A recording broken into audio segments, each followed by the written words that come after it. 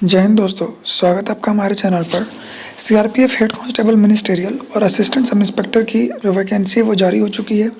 आज से फॉर्म भराना शुरू हो गया है।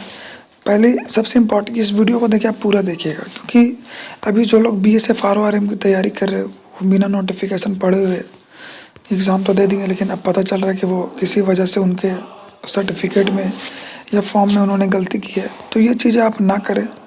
और ये वीडियो बनाने का पर्पस ये है कि जो भी इम्पोर्टेंट बातें हैं वो मैं आपको एटलीस्ट बता सकूं, और उसको ध्यान से सुनिएगा, ठीक है। तो सबसे पहला चीज़ यहाँ पे क्या है कि जो आज से फॉर्म भरा रहा है, लास्ट डेट 25 जनवरी। पहला इंपॉर्टेंट पॉइंट, ठीक है। एक पेन ले लीजिए और कॉपी में नोट करते चले जाइए। वैकेंसी आप देख सकते हैं यहाँ पे क्या क्या है, पढ़ लीजिएगा, ठीक है। किस सेक्शन में कितनी वैकेंसी है, कैटेगरीज में कितनी है। जो आपका स्टेनो वाली पोस्ट है उसमें वो लेवल 5 की जॉब है, जबकि जो मिनिस्टेरियल है वो लेवल 4 है। उसके बाद सबसे इम्पॉर्टेंट पॉइंट यहाँ पे क्या है कि जो एज आपका है वो 18 से 25 है, ठीक है। लेकिन एक यहाँ पे लिमिट दिया गया है। लिमिट क्या है कि आपका जो डेट ऑफ बर्थ है वो 26 जनवरी 1998 से पहले का नहीं होना चाहिए, ठीक है। जैसे मेरा 24/11/1997 है, तो मैं नहीं भर पाऊँगा, ठीक है।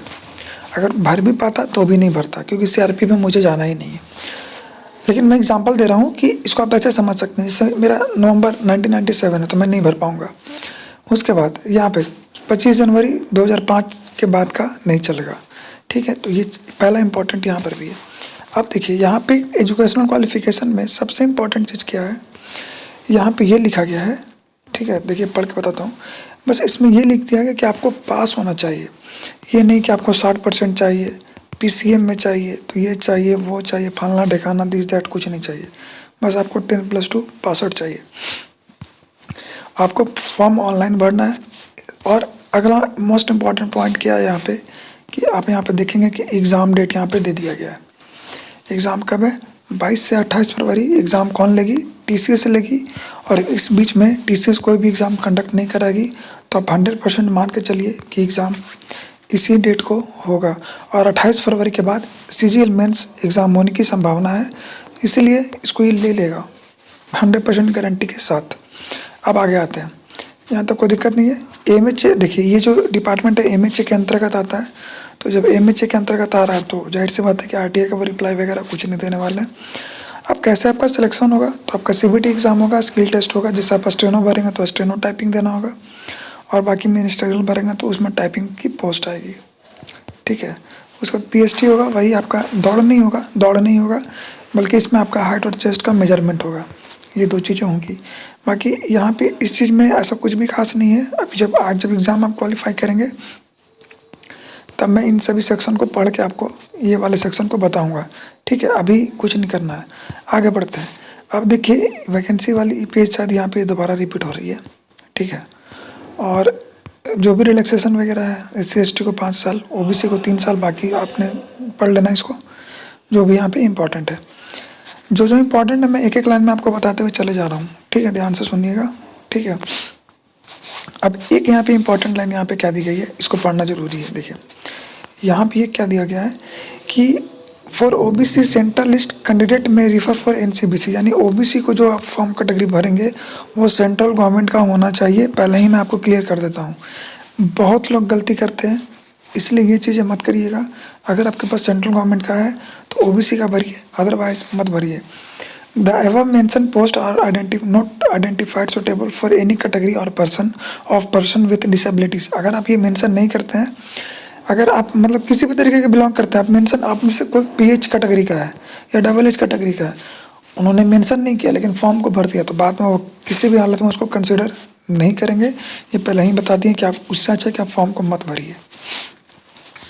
इसके बाद अब मैं थोड़ा सा और भी समझा देता हूँ यहाँ पे, और भी जो चीज़ें इंपॉर्टेंट है। क्या क्या इंपॉर्टेंट है देखिए, एज रिलैक्सेशन वगैरह के बारे में आपको मैंने पहले ही बता दिया, ऊपर में भी। अब देखिए EWS कैटेगरी को लेकर क्या क्या चीज़ें हैं वो देखिए।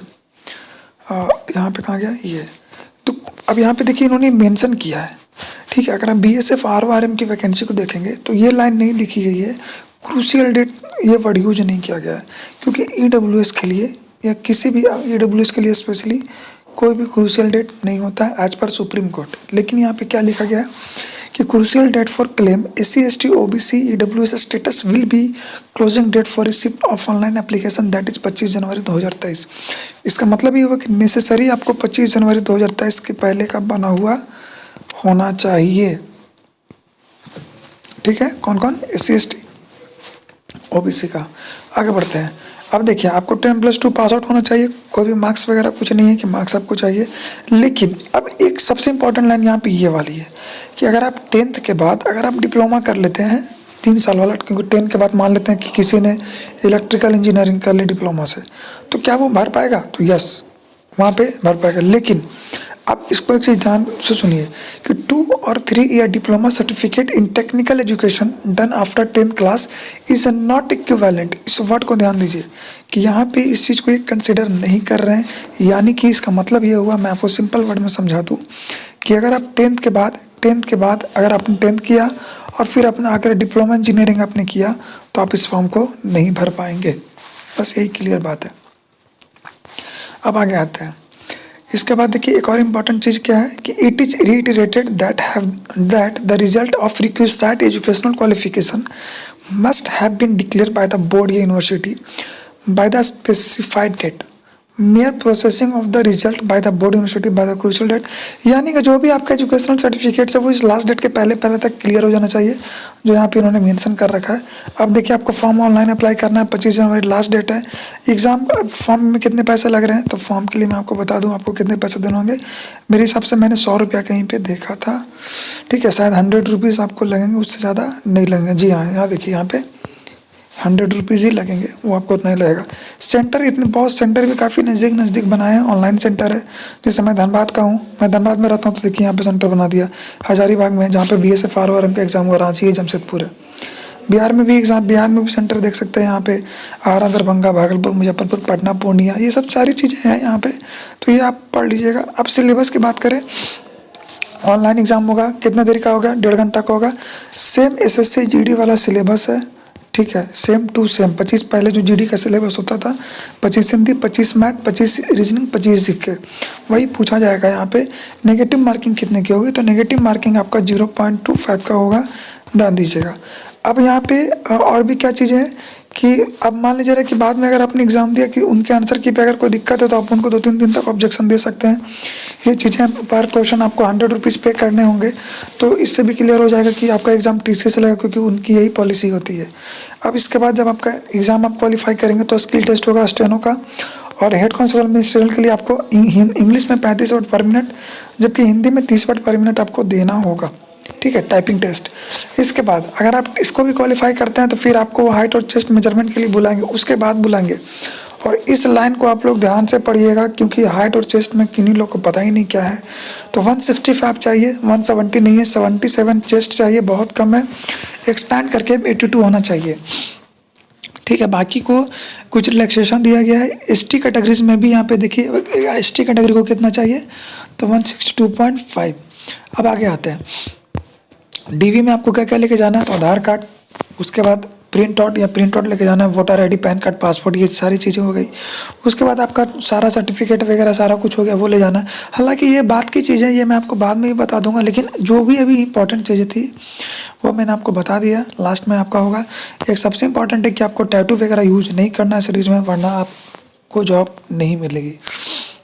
ठीक है, और ये सारी चीज़ें बाकी हम बाद में करेंगे। एक मैं आपको एक लास्ट चीज़ मैं आपको और दिखा देता हूँ, फॉर्मेट, सर्टिफिकेट का फॉर्मेट आपको कैसे बनाना है। जैसे ये चीज़ें, अगर फॉर्मेट ऑफ SC ST, आप इसको ज़रूर देखिएगा लास्ट पेज पे जा कर के, इसी तरीके का फॉर्मेट होना चाहिए आपका। ठीक है, और यहाँ पे देख सकते हैं सेम आपको आगे जा कर के EWS कैटेगरी के लिए भी मिलेगा, नीचे और भी है। तो फॉर्मेट को ज़रूर देख लीजिएगा कि यहाँ पे इन्होंने क्या लिखा है, इनकम एसेट सर्टिफिकेट लिखा हुआ है EWS के लिए। ठीक है, तो अगर आपने जिस फॉर्म में भरा हुआ आपका बना हुआ होना चाहिए, और किससे बना हुआ होना चाहिए, देखिए वो भी मैं आपको बताता हूँ। ये देख लीजिएगा किससे बना हुआ चलेगा, तो डिस्ट्रिक्ट मजिस्ट्रेट से, एडिशनल डिस्ट्रिक्ट मजिस्ट्रेट से, कलेक्टर से, यानी जो DC साहब होते हैं, डिप्टी कमिश्नर से, एडिशनल डिप्टी कमिश्नर से, सब SDO से, तो ये इनसे बना था। रेवेन्यू अफसर, ठीक है, रेवेन्यू अफसर यानी CO, सर्किल ऑफिसर जिसको कहा जाता है, ठीक है, उससे भी चल जाएगा, लेकिन उससे नीचे रैंक वाला का नहीं चलेगा, जैसे तहसीलदार है। तो है ना, या फिर जो तहसीलदार के नीचे आते हैं वो नहीं चलेंगे, नायब तहसीलदार वगैरह जो होते हैं वो लोग नहीं कर पाएंगे इसको।